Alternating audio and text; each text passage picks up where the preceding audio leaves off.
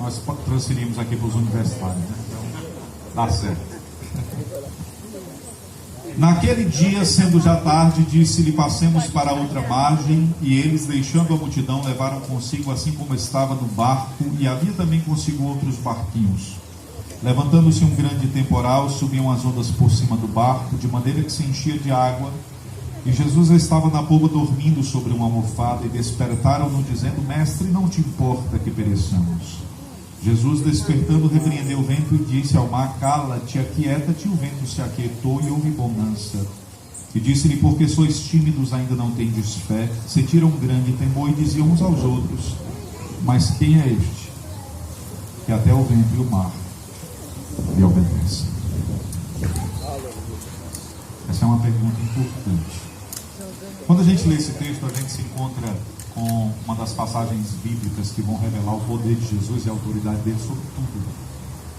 Nesse trecho, Jesus nos apresenta o seu domínio sobre as questões da natureza.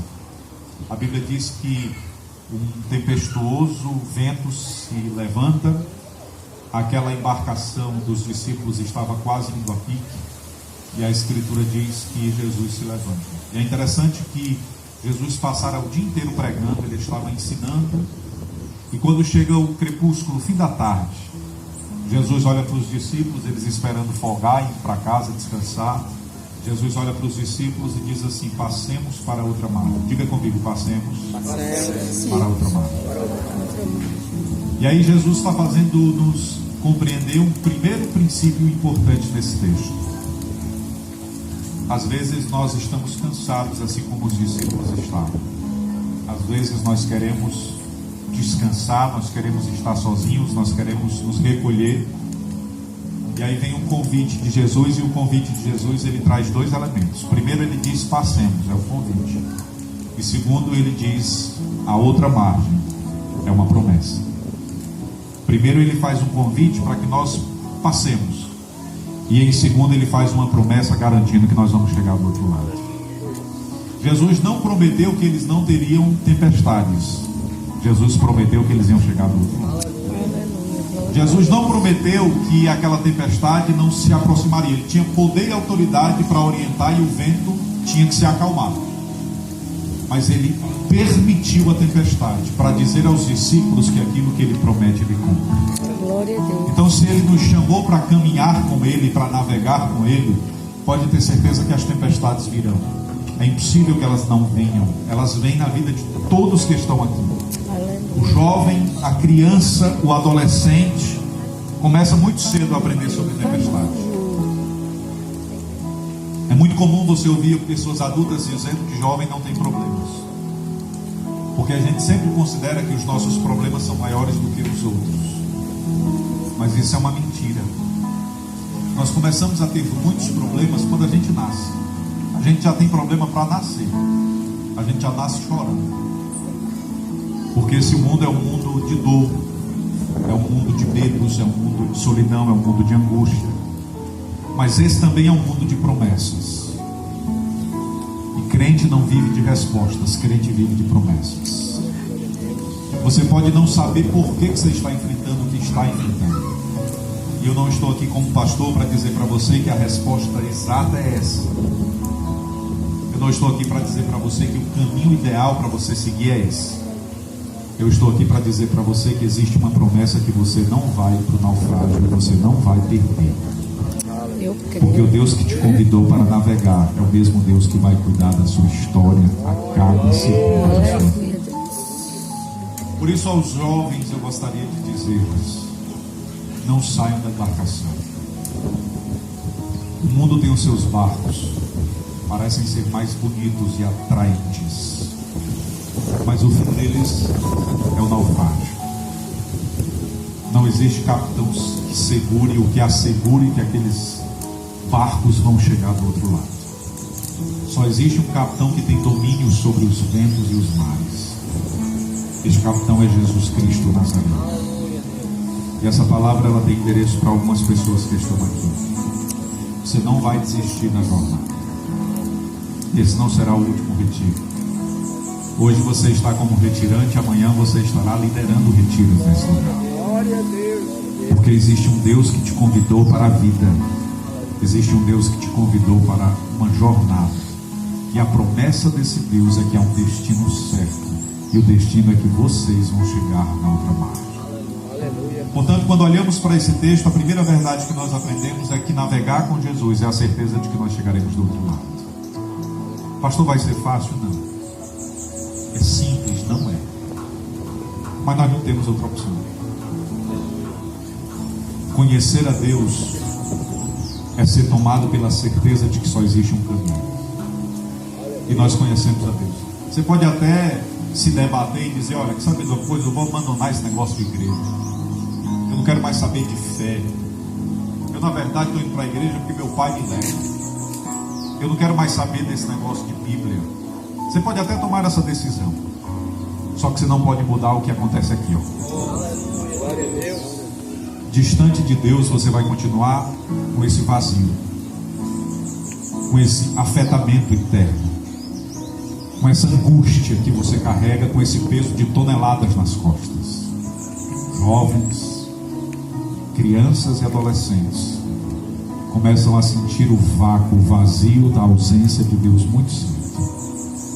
Só existe uma forma de viver em paz, obedecendo esse convite. Por isso, hoje, a primeira palavra de Deus ao nosso coração é que a gente tem que aceitar o convite. A gente tem que entrar na embarcação e confiar inteira e completamente nas mãos do nosso Deus. Porque nenhuma ferramenta preparada contra ti vai prosperar. Eu creio. Porque nenhuma tempestade soerguida para destruir a tua história vai devastar a sua viagem. A sua jornada é até o porto seguro. E o porto seguro é a presença de Deus. Eu profetizo em nome de Jesus vidas sobre a tua embarcação. Eu profetizo vidas sobre a tua história. E eu profetizo que tu vais chegar do outro lado para a glória do nome de Jesus. O que pode acontecer, pastor? O que pode acontecer é que às vezes a gente assume a capitania do barco. A gente diz assim: Jesus, pula do barco aí, deixa eu dirigir. Aí a gente começa a pensar que nós temos capacidade suficiente para dirigir, que a gente tem habilidade para guiar nossa embarcação e que nós não precisamos do capitão Jesus. O problema é que a gente não conhece os mares, a gente não controla os ventos. Só quem conhece é o capitão Jesus.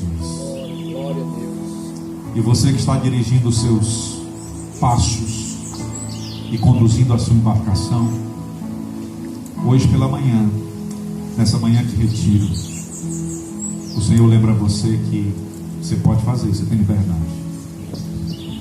Ele não vai tomar de você o barco. Mas tem uma coisa importante: você precisa livremente entregar ele. E somente quando você repassar as mãos dele a capitania da sua embarcação, você vai ter paz, você vai ter segurança. Senão você vai ter que cantar aquele hino 578, eu acho, né? Ó mestre, o mar se revolve, as ondas nos dão pavor, o céu se reveste de trevas e nós não temos um Salvador. Não se te dá que morramos. E aí o Senhor chega e diz ao vento: aquieta-te. A tempestade ele põe para dormir. E ele reconduz a tua embarcação ao lugar da paz, da segurança. Vocês vão crescer, amadurecer, aprender sobre a vida, aprender sobre o mercado de trabalho, aprender sobre as questões do coração, aprender sobre relacionamentos, sobre tantas coisas. Mas nunca vocês devem aprender a dirigir a própria vida. Nunca vocês devem pensar que são capazes de dirigir a própria embarcação, porque nenhum de nós somos. Aqui eu estou vendo a ala dos maduros, né? Na ala dos maduros estão os que já bateram barco, os que já assumiram a capitania e tiveram que ser resgatados a nado,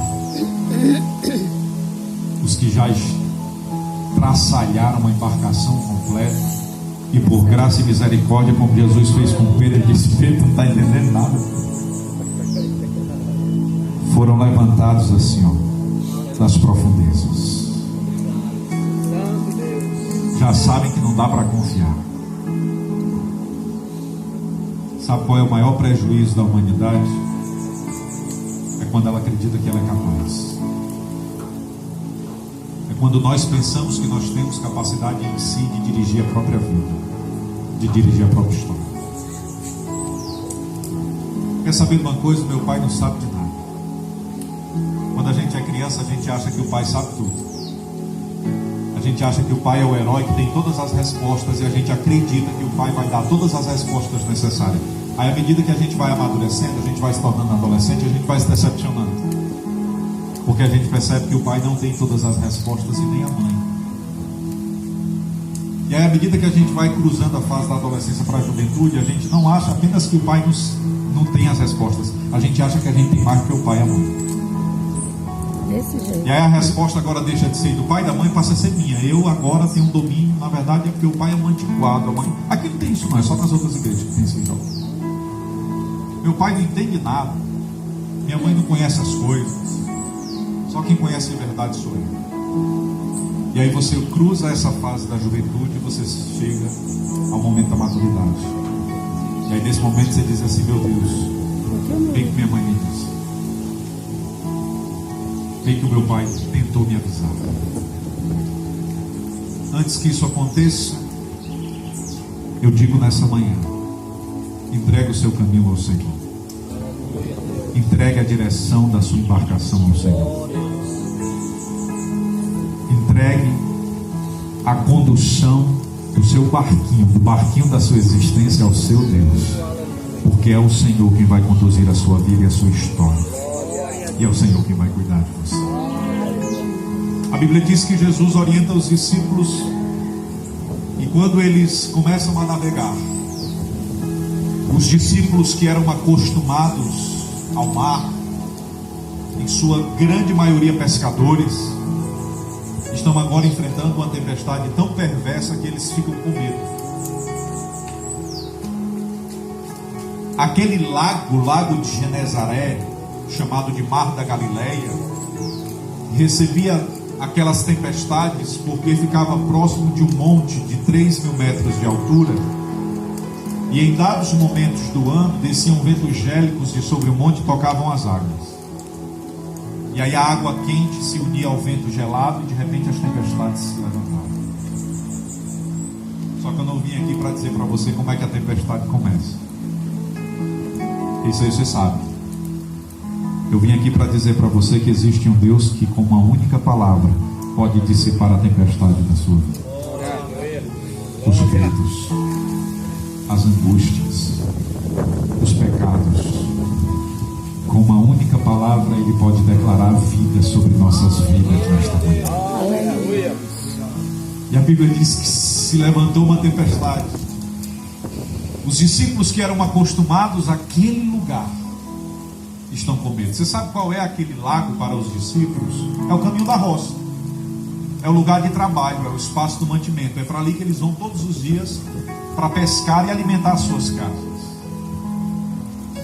Portanto, Deus está nos ensinando que as maiores tempestades das nossas vidas vão acontecer no dia a dia, nos lugares de convivência. É em casa, é com os pais, é com os irmãos, é com os filhos. As maiores tempestades da vida não acontecem nos lugares estranhos, mas nos lugares conhecidos. Sim, é nesses lugares que acontecem as maiores tempestades. E talvez você, jovem, chegou aqui a esse retiro deixando o caos na sua casa, enfrentando uma tempestade que você não sabe como você a encontrará quando retornar para a sua casa. Mas eu quero dizer para você que o Deus que acalmou a tempestade do lago de Genezaré permanece o mesmo. O Pedro já não é mais. O Mateus que ali estava já não é mais, mas o Jesus permanece o mesmo. Absolutamente o mesmo. E ele relembra a você que existe uma promessa de que nós vamos chegar na outra margem. E veja o que a Bíblia diz: enquanto se levantava uma tempestade, um temporal, um vendaval, os discípulos estavam com medo e Jesus estava dormindo. Aquilo que atemorizava os discípulos gerava sonolência em Jesus. Aquilo que era desesperador para a humanidade era calmante para Jesus. Enquanto todos os discípulos temiam a morte, Jesus estava sobre uma almofada dormindo. Eu não sei o que é que está gerando desespero e angústia na sua vida, mas eu sei que Ele tem sim algumas almofadas, travesseiros para nos oferecer nesta manhã e dizer que nele é possível descansar. Não, mas a morte está chegando. Eu sei que a morte está chegando, mas ela não tem mais poder e domínio sobre você, porque há 2000 anos atrás ele nasceu para crescer, cresceu para viver, viveu para pregar, pregou para sofrer, sofreu para morrer, morreu para ressuscitar, ressuscitou para reinar e reina para sempre. Porque há 2000 anos atrás ele nos deu vida e vida em abundância. E crendo em Cristo Jesus, não há tempestade que nos angustie. Não há tempestade que permaneça de pé diante de sua santa, gloriosa e majestosa presença. Ah, mas Jesus está no mesmo barco? Tá. Jesus está nos ensinando que há uma diferença entre quem serve a Deus e quem não serve. Os discípulos não servem a Deus, os discípulos estavam aprendendo a servir. Jesus olha para os discípulos e diz: vocês não têm fé. Os discípulos representam o mundo, ou a pessoa sem Deus, sem vida, sem espiritualidade. E Jesus representa a igreja. Nós passamos as mesmas tempestades que o mundo.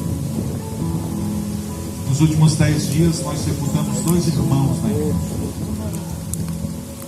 Uma jovem de 38 anos e um pai de 58 anos. E foi doloroso abraçar 3 filhos daquele homem. Ele, o santo servo de Deus, morreu cedo e deixou 3 jovens. Um com 9, um com 16 e outro com 23. Mas por que isso acontece? Porque nós estamos na mesma embarcação. Porque a tempestade que toca o que serve a Deus toca também o que não serve. Porque esse mundo é trágico e vocês vão enfrentar as enfermidades, os medos, o desemprego, as angústias, a solidão, a depressão, todos os problemas psicossomáticos possíveis. Tudo aquilo que o mundo enfrenta, a gente também enfrenta. A gente está na mesma embarcação. Pastor, o que é que nos diferencia? É o travesseiro.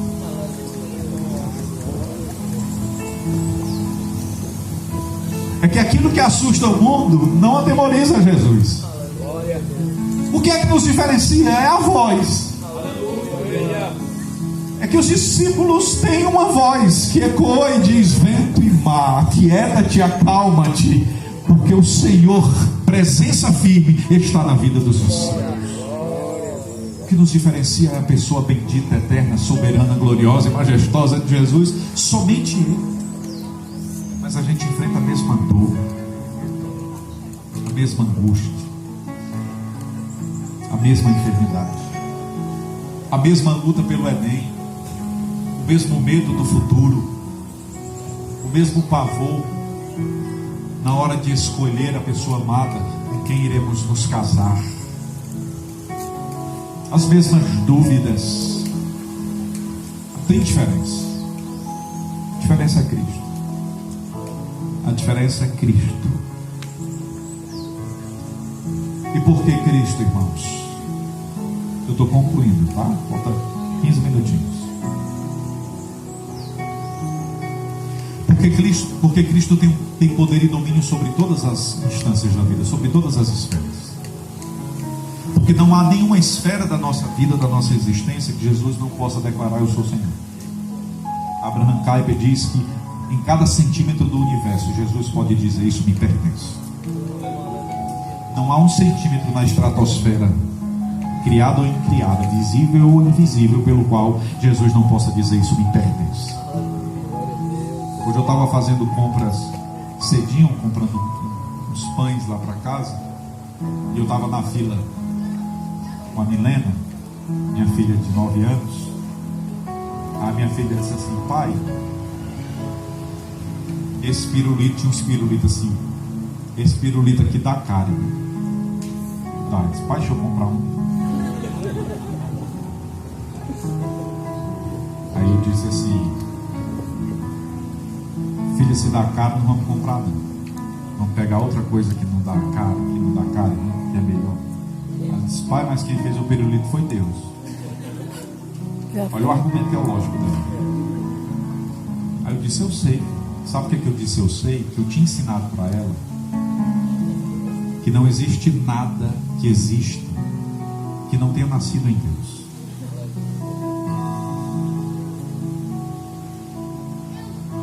Exceto o mal. Mas tudo aquilo que é neutro e que é bom tem sua origem em Deus. O pirulito foi Deus que fez. Mas como assim, pastor? Ora, quem gestou um cérebro capaz de produzir foi Deus. Então tudo nasce dele. Tem gente que diz assim: pastor, não acredito nesse negócio de remédio não. Quando eu sinto dor de cabeça, eu oro a Deus e Deus faz. Irmão, depois que inventaram Deus Aldina, não precisa perder temporâneo não. É desse jeito. Por quê? Você tem que orar por questões que não tem solução. Para dor de cabeça já tem Deus Aldina. E foi Jesus quem providenciou a multiplicação da sabedoria para Deus Aldina atuar nos aspectos enfermos e curar a gente. Agora, que a gente acha que só existe Deus se não existir o visível. Só existe Deus no... Não, irmãos. Tudo que está acontecendo aqui foi feito por Deus. Glória a Deus, aleluia. O apóstolo Paulo diz: se você mexer a boca, meu filho, mexa a sua boca para a glória do nome de Jesus. Quer comais, quer bebais, quer façais qualquer coisa, faça isso para a glória do nome de Jesus. Deus está presente no café da manhã, Deus está presente no almoço, Deus está presente no seu diálogo. Ah, pastor, eu fui ontem lá para a pizzaria, a gente nem falou de Bíblia, a gente só contou piada e falou de série. Deus estava lá. Tem sentido, pastor, se eu dizer um negócio desse? Crente ir para uma pizzaria, meu irmão, você está consagrando a pizzaria. Porque onde você colocar a planta do seu pé, aquilo se torna seu. Inclusive, ontem eu estava num encontro de GV, e aí tinha um jovem lá, e eles me chamaram e disseram: pastor, agora tem uma paquera gospel. Vixe. Como é esse negócio, menino? Paquera gospel? Eu disse: pastor, é. Aí tem uma jovem lá que ela é dessas assim, espirituosa, né? Ela disse assim: pastor, é assim. Aí ela pisou assim no pé do rapaz, sabe? Ela disse: pastor, quando o rapaz está sem palavra, aí ele pisa no pé. Eu vou passar aqui a dica para vocês arranjar namorado. Aí pisa no pé assim. Aí a pessoa diz: por que você pisou no meu pé? Porque a Bíblia diz que tudo aquilo que eu pisar será meu. Tudo aquilo que a planta do meu pé pisar será meu. Olha aí que mistério, né? É forte, forte. Aí pronto, eu estou ensinando. Onde eu chego no retiro agora eu vou ensinar, né? Porque a gente tem que ajudar, né? Tem coisa mais importante do que casamento, né, irmãos? Não, brinca é muito que eu digo: rapaz, a gente tem que organizar assim uns retiros com umas 50 mocidades junto para ver se a gente casa esse povo. É coisa importante. Nós que usar para fora. É verdade, né? Mas tudo junto. Porque meus irmãos, a gente tem liberdade para escolher. E foi Deus quem fez a liberdade. Quando Deus cria Adão e Eva, Deus dá a eles a liberdade de escolher. eles escolhem comer do fruto proibido e o mal passa a habitar o mundo. E esse mal não foi criado por Deus. Esse mal foi intencionalmente criado pela liberdade e pelo desejo do homem de transgredir, conduzido pelo inimigo de nossas almas. Mas por que a gente precisa olhar para esse texto e compreender o senhorio de Jesus sobre nossas vidas? Estou terminando. A Bíblia diz que Jesus estava pregando nesse dia. E sabe o que aconteceu? A Bíblia diz que uma mulher que carregava uma enfermidade de 12 anos, 4.380 dias, fluxo de sangue, tocou nas suas vestes e ficou sã. Então, um problema de 4.380 dias, Jesus resolveu em um segundo. E ela já tinha gastado tudo quanto tinha com os médicos. E Jesus só precisou de um segundo para resolver o problema de 4.380 dias.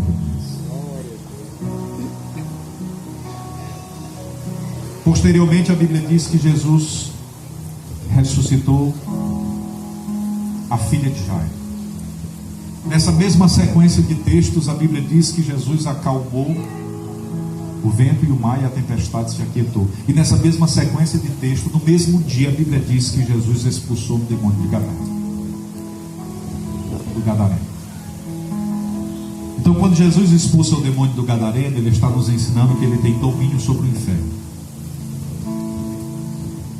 Quando ele acalma o vento e o mar, ele está nos ensinando que ele tem domínio sobre a natureza. Quando ele cura a menina ou a mulher do fluxo de sangue, ele está nos revelando que ele domina sobre a terra, pois as enfermidades se submetem a ele. E quando ele ordena e o espírito da filha de Jairo volta, o único lugar que Jesus não tenha domínio e autoridade, ele é Senhor absoluto sobre cada centímetro do universo. Eu queria lembrar para você, a sua vida faz parte desse processo. Eu creio. O dia de hoje pertence a ele.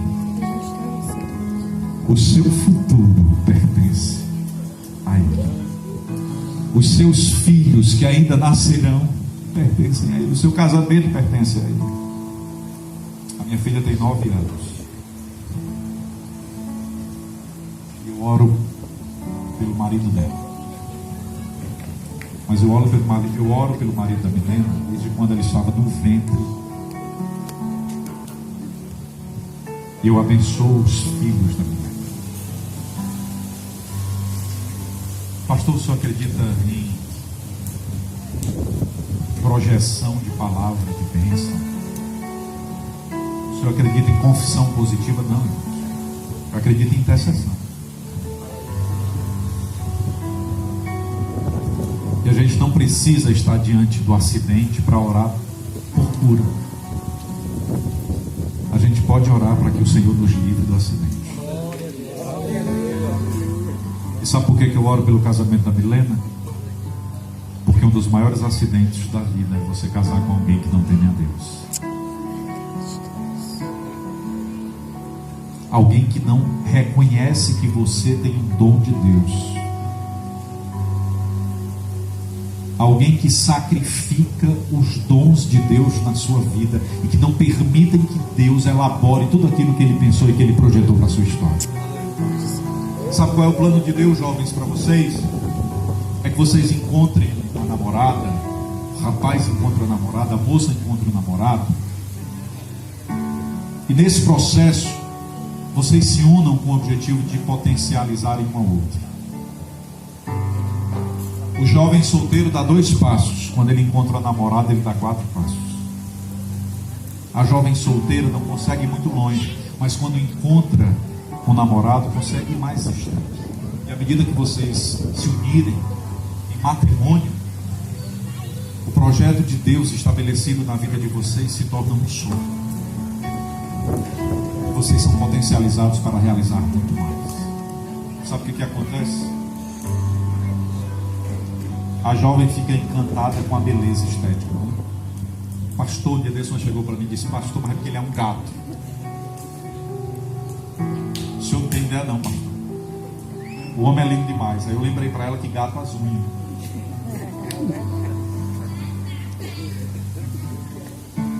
Pastor, ele só tem um problema, ele não quer saber de Deus. Eu disse, olha, a Bíblia diz que todo aquele que não serve a Deus é filho do... Diz ou não diz, irmãos? Aí eu disse, você vai ter problema com o seu sogro. Mas como assim? Ora, se a Bíblia diz que ele é filho do diabo, então você vai ter problema com o sogro.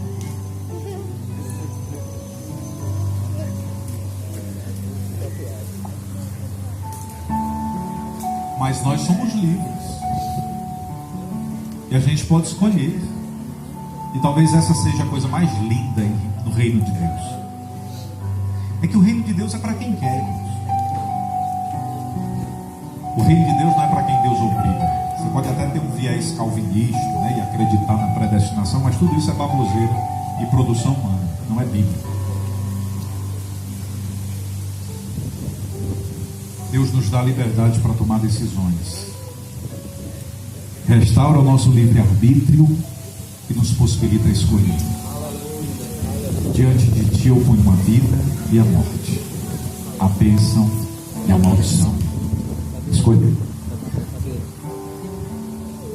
Então que nós possamos escolher hoje entrar no bar.